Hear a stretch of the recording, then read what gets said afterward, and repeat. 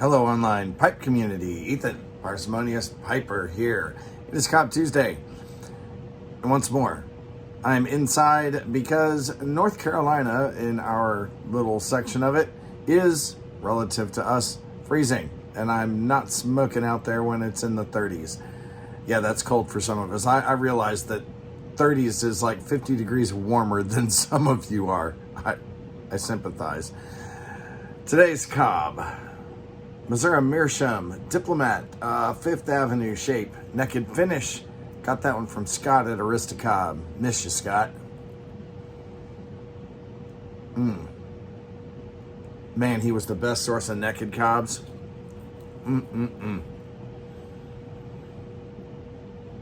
No blend of the week this week because I am going to do a quick recap of 2024. In 2024, I smoked a total of 119 blends, 486 bowls.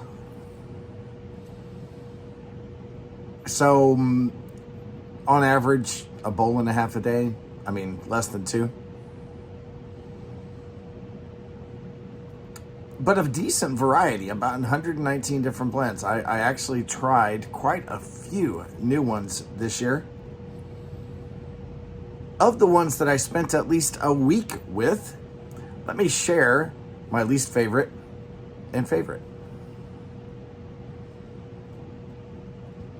There was only one 2-star blend among my new blends this year. That was Pipes and Cigars Match Carter Hall. Hated it. It was still not a 1-star. A 1-star is along the lines of, if this is all that we're left, I would quit the pipe. Not quite that bad, but it was pretty bad. It really is not something I enjoyed at all. So no 1-stars. We had one 5-star blend that was new to me last year. Well, two actually, because he sent me two different ones.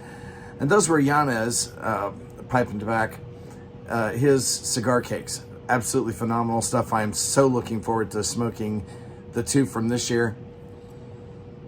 Those were the only 5 stars, new 5-star blends that I had last year. And since you can't get them, it's not really all that fair. Although you could make them. His recipes are not secret. So that leaves a bunch of 4-star blends, because everything else, there are about a dozen or so 4-star blends here. Everything else I tried this year was, for me, 3 stars, which means it was good. I wouldn't buy it again because there are things that I just like better that I will spend my money on. But it was good, and it's very likely that there are people out there who will absolutely love it, and it just didn't tickle my fancy. But let's talk about, for those of you who either know that your palate at least somewhat aligns with mine, or is the extreme opposite, you'll know not to try these blends. Those of you who are somewhat aligned may want to give some of these a try. Let's just let's go through this list of 4-star blends of the new ones that I tried this year, just in alphabetical order, to be fair. First up, Cornell and Deal, Billy Bud. This is a Latakia and cigar blend. I really, really, really enjoyed this one. I liked the interplay of those two components. Again, from Cornell and Deal, 5 O'Clock Shadow. This is a vapor with some dark-fired Kentucky thrown in. I am not a huge vapor fan unless there is something else thrown in there to keep it interesting. This keeps it interesting. Let's get relit while I yak.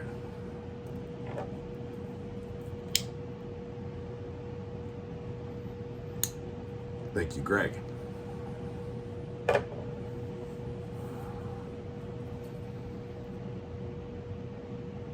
HU Dockworker. This one, the Orientals, it's Burley Oriental, Virginia. The Orientals jumped out at me, rather delicious. HU Tobacco's Night Owl, an American blend. Burley Red Virginia, Perique, and Kentucky, very similar in components to Haunted Bookshop, Old Joe Krantz, a very American blend. It's got the Kentucky thrown in there. a very tasty blend.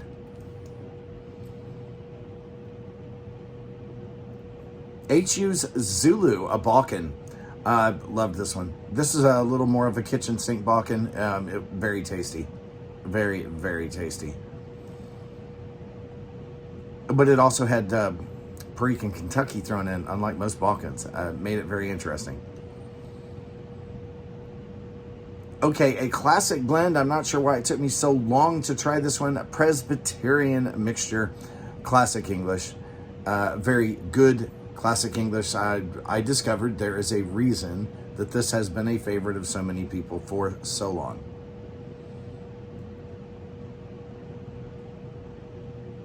Peter Stokeby, Amsterdam, number 93.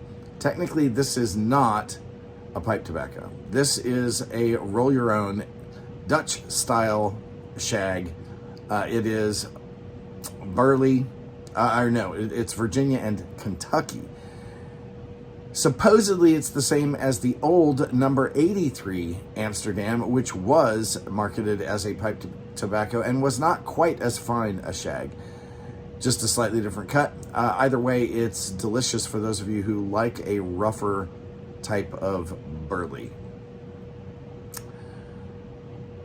Scandinavian Tobacco Group.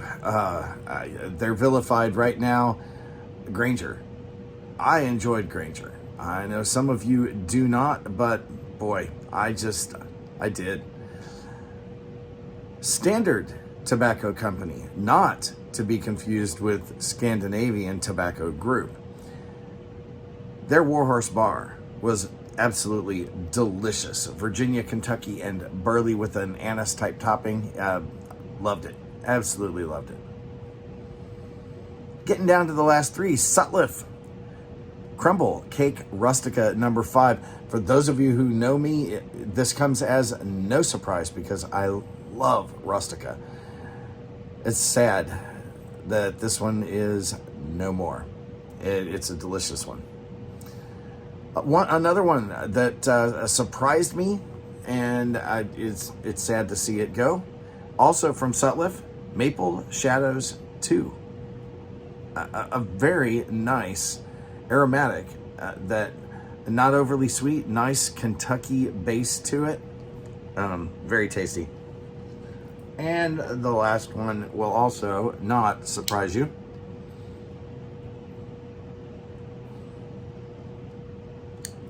Coming in from Toscano, Maestro Allegro. Absolutely fantastic cigar blend. It does, in fact, remind you of a Toscano dark-fired Kentucky type cigar. Just absolutely delicious blend. And so there you have it, folks. Those were my favorite new to me blends for 2024.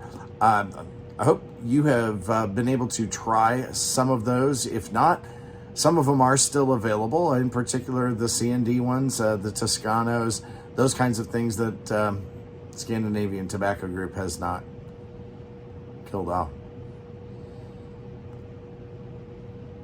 We shall see if blends like the one I am smoking, which is King's Ransom from Milan Tobacconists in Roanoke, Virginia.